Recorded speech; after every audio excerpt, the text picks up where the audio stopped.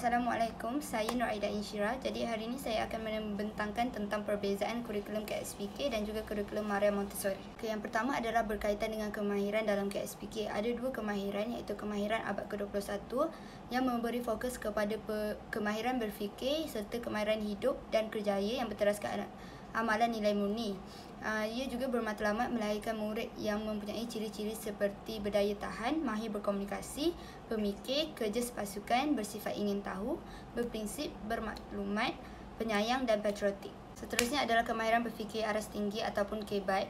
Ada 4 tahap pemikiran, iaitu mengaplikasi, menganalisis, menilai dan mencipta. KBAT ni adalah keupayaan untuk aplikasikan pengetahuan, kemahiran dan nilai dalam membuat penaklukan dan refleksi untuk menyelesaikan masalah, membuat keputusan, menginovasi atau mencipta sesuatu baharu. Dalam ini juga ada 4 tahap yang perlu dikuasai, iaitu kemahiran berfikir secara kritis, kemahiran berfikir secara kreatif, kemahiran menakul dan kemahiran strategi berfikir. Seterusnya adalah kemahiran kurikulum Maria Montessori yang melibatkan kurikulum pembelajaran yang berasaskan daripada pembimbingan dalaman semula jadi kanak-kanak. Ia juga perlu menyediakan pelbagai bahan untuk merangsang minda melalui aktiviti yang diarahkan. Ada 5 jenis kemahiran, iaitu practical life, sensory, matematik, bahasa, seni dan budaya. Kelebihan KSPK adalah kanak-kanak dapat berfikir dengan lebih kreatif dan inovasi dalam menyelesaikan masalah. Untuk Montessori pula, kanak-kanak diberi peluang untuk meneroka aktiviti kehidupan mereka dengan bahan dan alatan yang disediakan. Kekurangan KSPK adalah cara pembelajaran ditetapkan mengikut kurikulum yang telah ditetapkan dan bukannya mengikut kehendak kanak-kanak.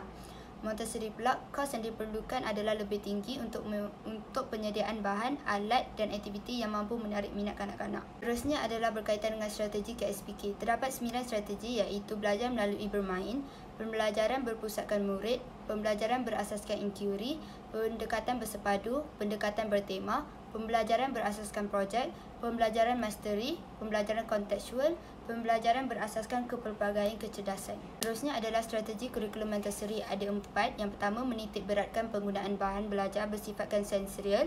Yang kedua, memberi penekanan terhadap aktiviti amali dan penjagaan diri. Yang ketiga, aktiviti dijalankan secara individu atau berkumpulan dan mencampurkan kanak-kanak berlainan usia. Yang keempat, menggunakan teknik sensory teaching and learning. Kelebihan KSPK adalah kanak-kanak diberi peluang untuk meneroka pengalaman baharu melalui strategi pembelajaran yang digunakan. Manakala untuk Montessori, dapat mempertingkatkan kemahiran komunikasi kanak-kanak kerana aktiviti dijalankan secara berkumpulan yang melibatkan kanak-kanak berlainan usia dan juga mereka memerlukan bantuan guru. Kekurangan KSPK adalah aktiviti pembelajaran yang dibantu oleh guru sepenuhnya menyebabkan kanak-kanak kurang keyakinan untuk berkomunikasi dengan orang sekeliling.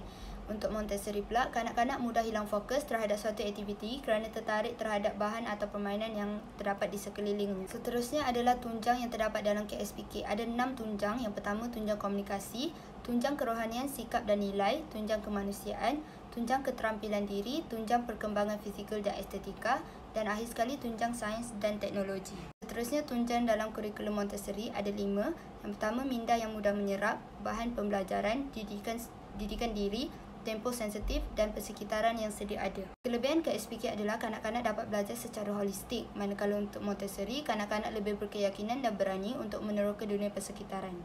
Kekurangan KSPK adalah kanak-kanak tidak dapat mengikuti sesi pembelajaran kerana terlalu banyak tunjang yang perlu dikuasai. Untuk Montessori pula, tahap perkembangan kanak-kanak kurang berkembang atau sedikit lambat kerana hanya memfokuskan kepada sensori. Akhir sekali adalah penilaian KSPK. Yang pertama, murid tahu perkara asas, boleh melakukan kemahiran asas dan memberi respon terhadap perkara yang asas. Seterusnya, murid boleh menggunakan pengetahuan dan kemahiran untuk melaksanakan sesuatu. Dan akhir sekali, murid boleh menggunakan pengetahuan dan kemahiran untuk melaksanakan sesuatu dalam situasi baharu atau secara kreatif dengan tertib dan beradab. Penilaian kurikulum Montessori ada 2, penilaian melalui pemerhatian dan penilaian semasa kanak-kanak bermain. Penilaian melalui pemerhatian ini berlaku apabila kanak-kanak sedang berbual dengan rakannya atau penilaian terhadap hasil kerja.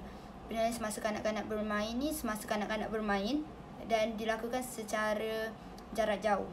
Kelebihan KSPK, pengetahuan yang diperolehi dapat dipraktikkan, manakala Montessori pula kanak-kanak lebih kreatif untuk menghasilkan kerja yang dilakukan. Kurangan KSPK pula, ia merendahkan keyakinan diri kanak-kanak jika tidak mencapai standard yang ditetapkan. Untuk Montessori pula, penilaian tidak dapat berjalan secara adil kerana pemerhatian hanya dilakukan dari jarak jauh. Sekian, terima kasih.